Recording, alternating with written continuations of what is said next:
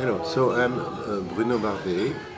I'm a photographer. I start very young, I have been shooting photographs since half a century. It's look.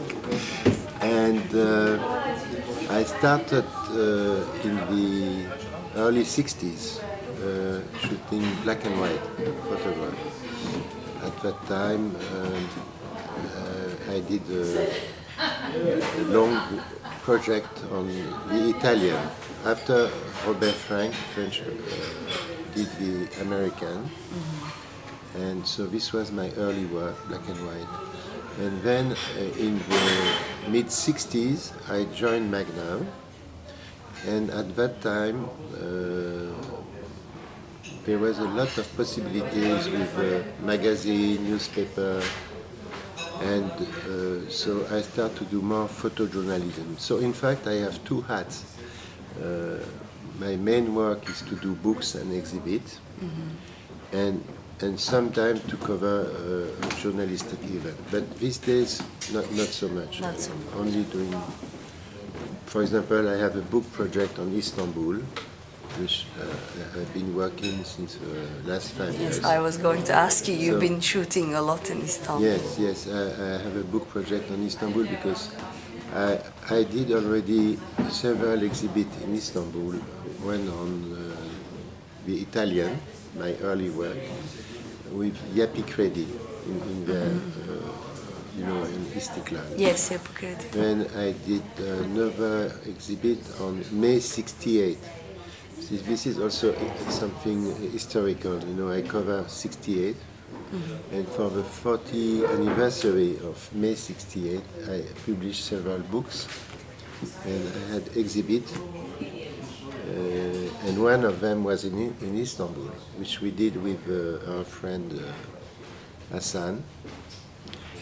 Then I did three exhibits in Istanbul, the Italian, May 68, and a small exhibit on Istanbul. And still I'm working. And now I'm working on my retrospective for a museum in Paris, which is called MEP, Maison Européenne de la Photographie,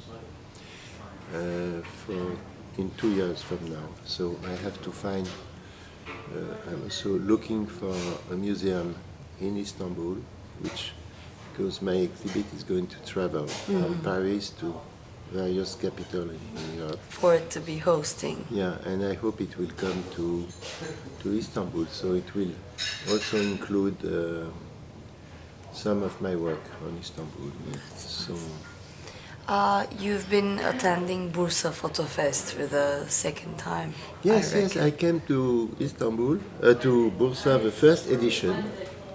I made a lecture at that time. It was quite nice. I met a few friends here, Kent Light and others.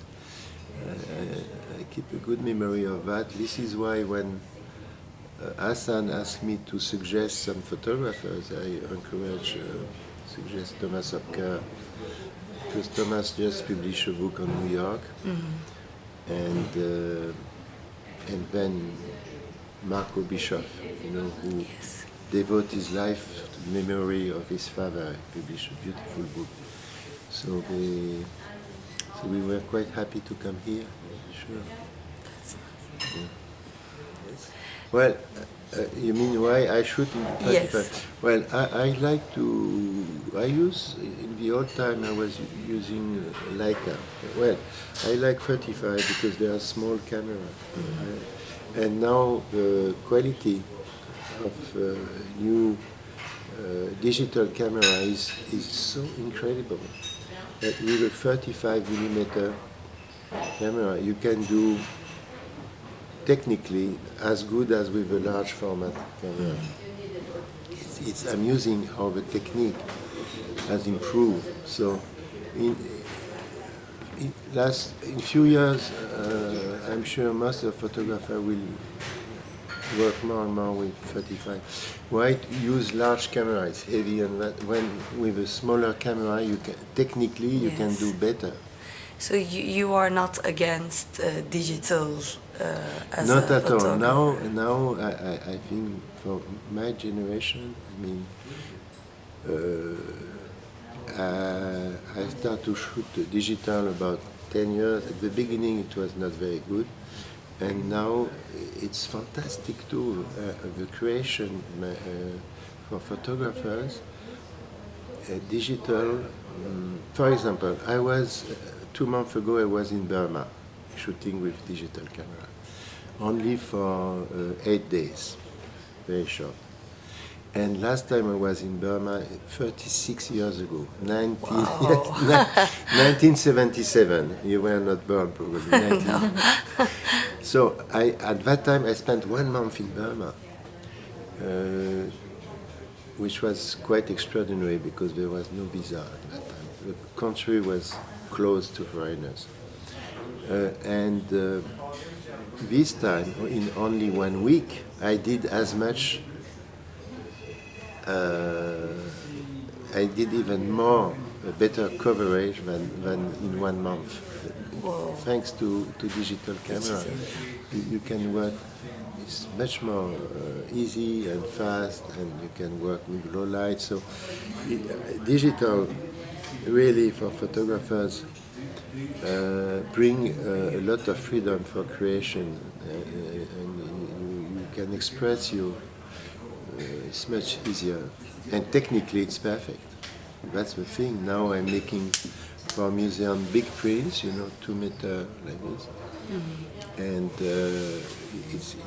it's technically perfect. It wouldn't be possible without a digital No, camera no. that big of a size, basically.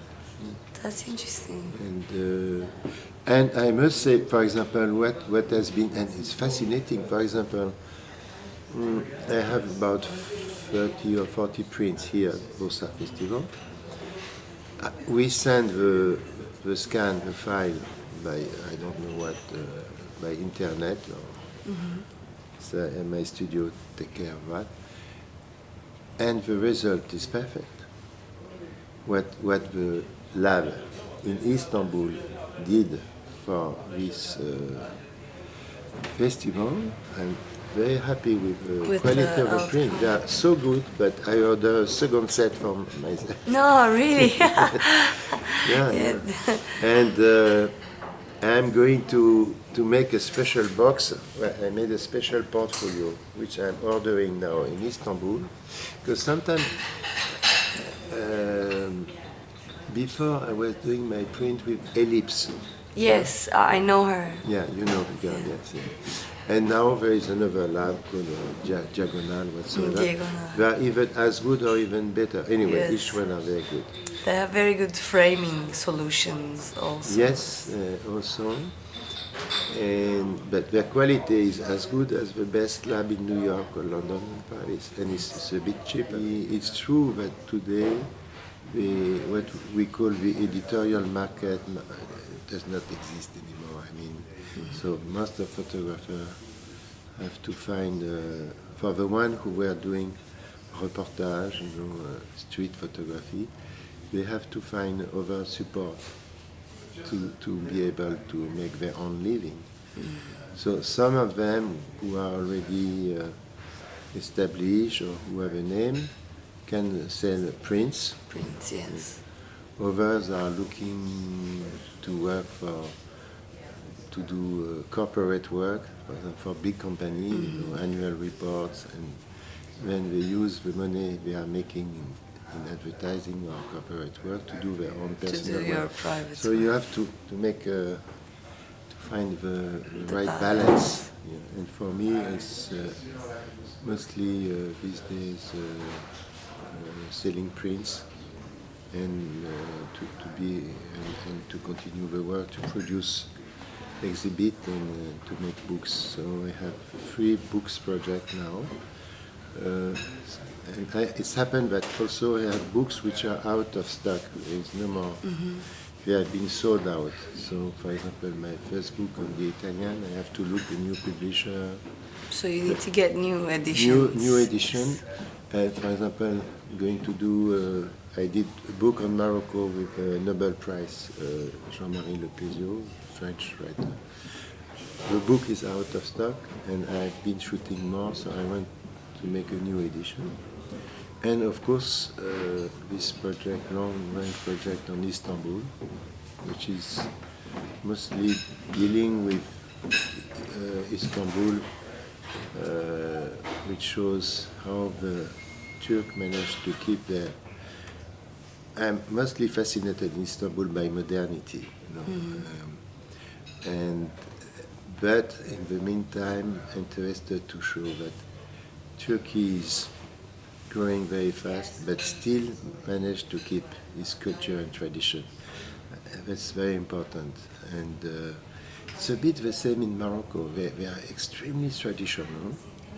And in the meantime, there is not as spectacular as Turkey, but they are building new highways, speed train, new factories. So the country is moving, developing, and still keeping their cultural heritage. And of course, Turkey is fantastic for that. Yeah, it is refreshing to hear that from Well, someone else. Really, it's a a good delicate balance. hope. Yes. It's a delicate balance, but yeah, it's quite spectacular. And I'm fascinated by cultures and countries who have, or China, for example. China, I just did a book on Shanghai. And I was first with my wife Caroline, we were in Shanghai during the Cultural Revolution, 1973. Then we went back in the 80s, and at that time, you know, all this. I don't know if you know Shanghai, but there is a place like Manhattan, you know, all the skyscrapers, all that across the river. It's called Pudong. When I was there in 80, I photographed people picking rice, and there was vegetable garden. Can you imagine? So you can see the. Then in 1990, there is a politician called Deng Xiaoping, you know, after Mao Zedong died, and he said there is no shame to become rich, something like that, which is incredible for a communist. And so the Chinese started to develop business, industry, and all that. So this part of Shanghai, just in less than 15 years, became like Manhattan. I mean, higher skyscrapers and all that. But the Chinese in Shanghai, they destroy all the old city. They don't have interest of the history. Of keeping the culture. I'm sure later on they will regret that, you know, not to protect some part of the city. There is such a speculation to make money and things like that, so they just destroy everything. So now they start to realize that, but at least in Turkey, when you have such an incredible cultural Zinan and all this extraordinary architecture. Architecture. Now people are taking care of all these things.